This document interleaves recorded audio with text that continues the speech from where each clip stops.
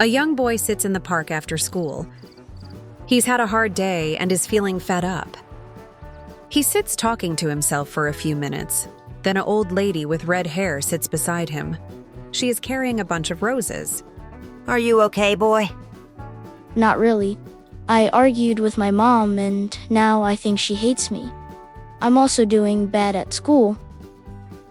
Oh, and just to make things even worse, I fell out with my friends. Everything sucks.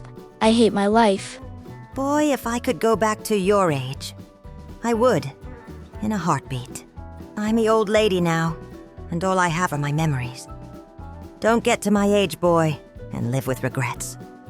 You have got to enjoy the life you have been given. Thinking of all things negative is not going to help you.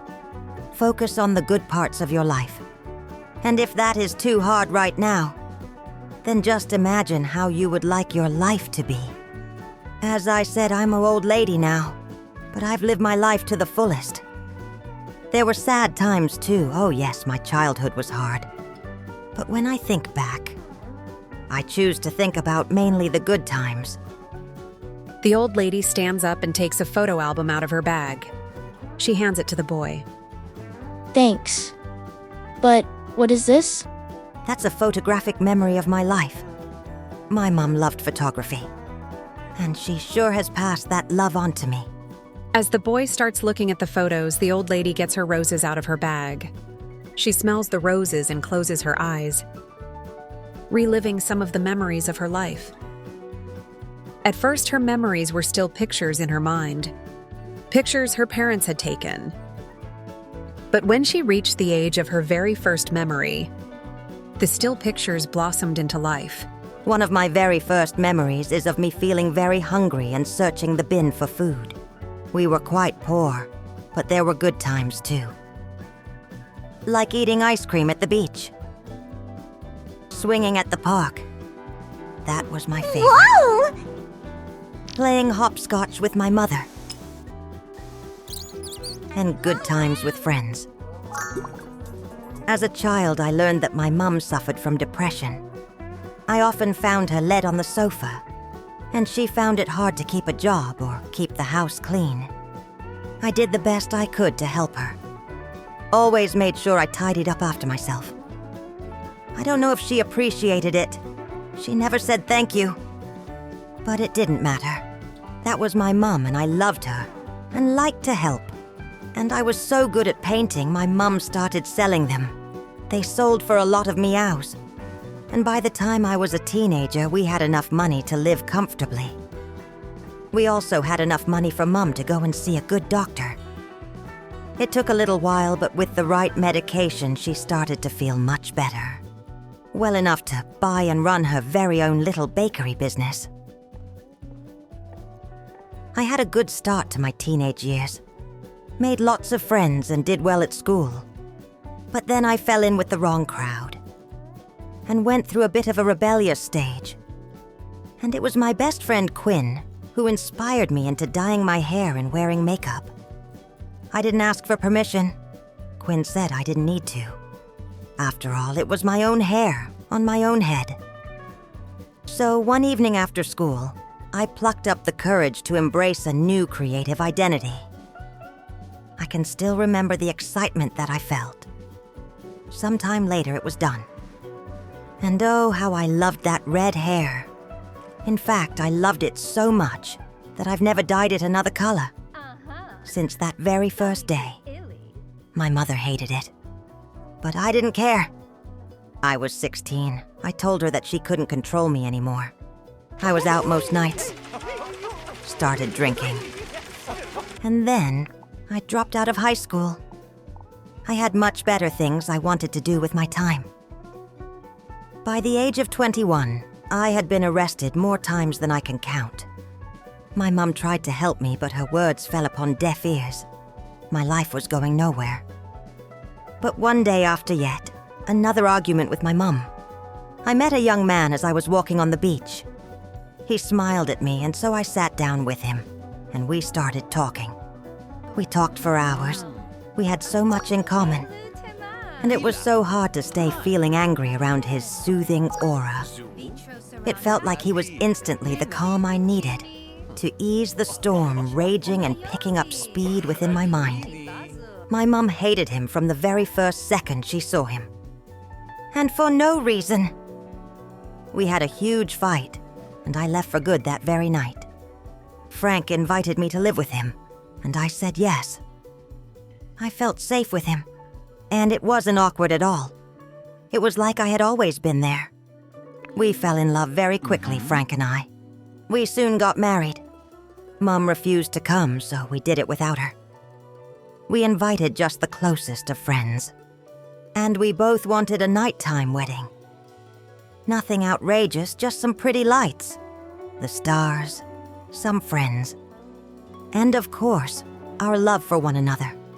I remember just looking around afterwards. My heart could have burst, with the love inside of it. It really was a beautiful night. A year or so after our wedding, I gave birth to my one and only child, a daughter. But it hurts too much for me to talk about her, so I'll move on. I started doing paintings and selling them for work. I especially loved to paint on the beach, at night under the stars, looking out to sea. I made up with my mum too, and we would sometimes paint together side by side on the sand. Me time, alone time, to recharge was important to me. I'd visit different restaurants and eat good food. Meditate, come rain or shine. I went for long walks in the park, always making sure to stop and smell the flowers. Some nights after putting my daughter to bed, I'd kiss Frank goodnight and go and dance by a fire pit on the beach, under the moonlight. All of these things kept me feeling at peace with the world, and happy, and life was good for many years, but then, all of a sudden it wasn't. One ordinary day, my mum died, and it seemed so sudden, so final, and it tore my once happy heart into a trillion different pieces. I went super off the rails. Started partying too much, like I did as a teenager. Frank and I argued about it every night, at whatever time I decided to drag myself home. Oh, I knew it was wrong, but I just didn't know how to stop. In my grief, it was the only way I could find to ease my pain. After a few seconds of silence, the old lady is interrupted from her thoughts by the little boy asking her a question. Can you please tell me why you don't like talking about your daughter? That subject is the biggest regret of my life. I was a good mum to begin with, but with my paintings making me quite famous, and then my mum dying, I just got lost somewhere along the way. Family movie nights and making hot chocolate before bed soon became partying all night. Partying became more important to me than my own family.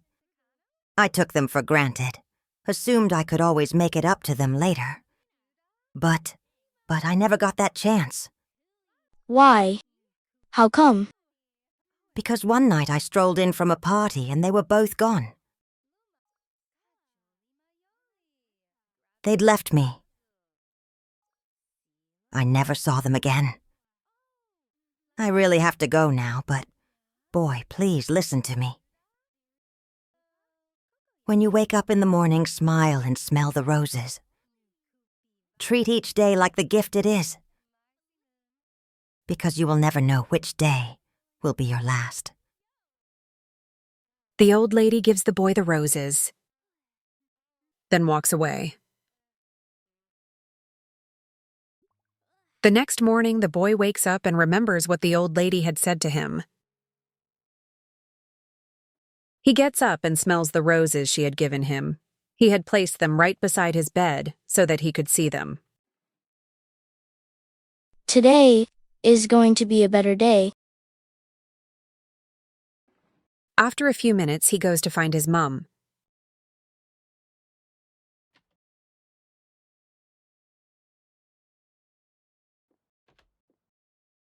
He finds her and tells her that he is sorry for arguing with her, and that he's going to try harder in school. Have you turned over a new leaf, son? He tells his mom about the kind lady he had met in the park yesterday and then heads off for school.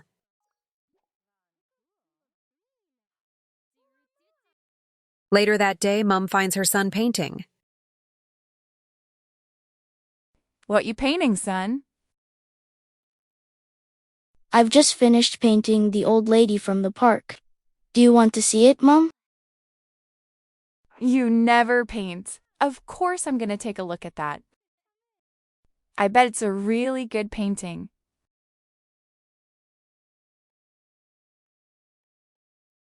Mom looks at the painting for a few moments. Wait.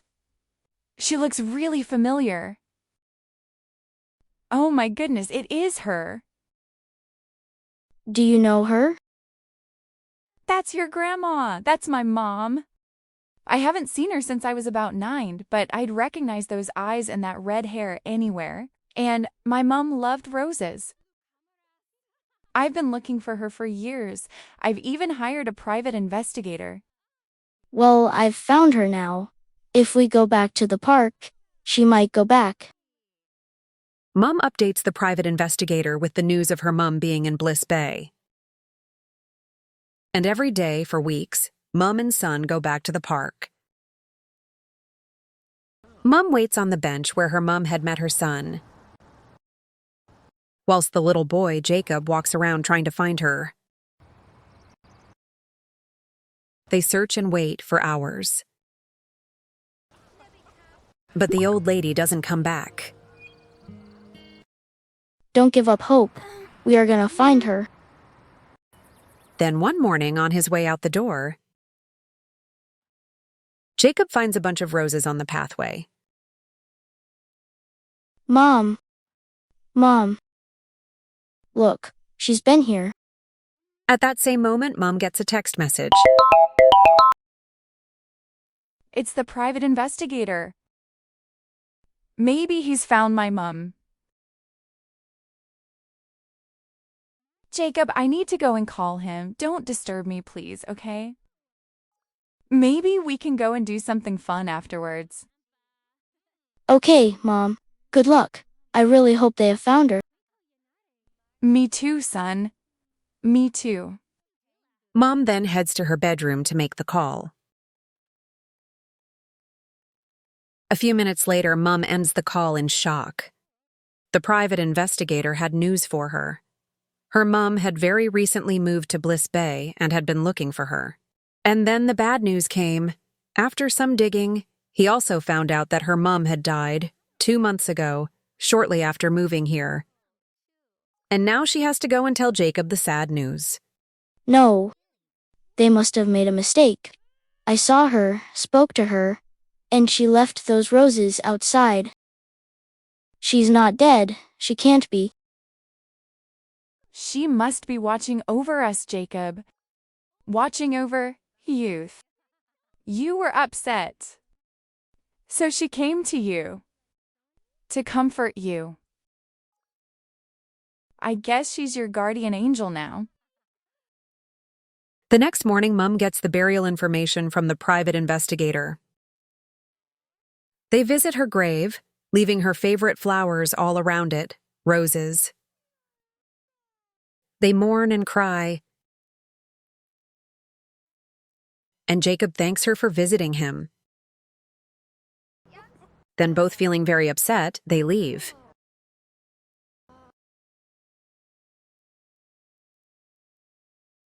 But if only they had looked back.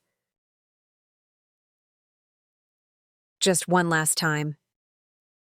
My daughter. I finally found you.